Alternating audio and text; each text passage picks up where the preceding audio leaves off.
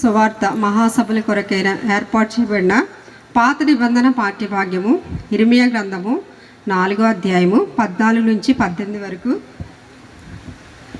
ఈ విధంగా వ్రాయబడి ఉన్నది.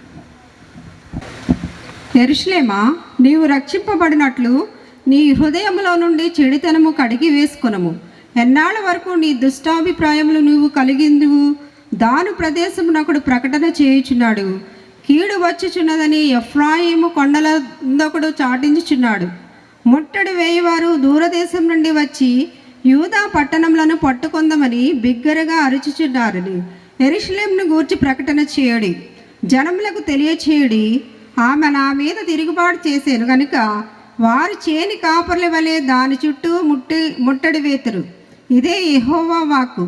నీ ప్రవర్తనయు నీ క్రియలను వీటిని నీ మీదికి రప్పించెను.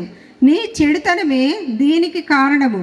ఇది చేదుగానున్నది కదా, నీ హృదయము వంటుచున్నది కదా. దేవుడి వాక్యం దీవించును గాక. ఆమేన్.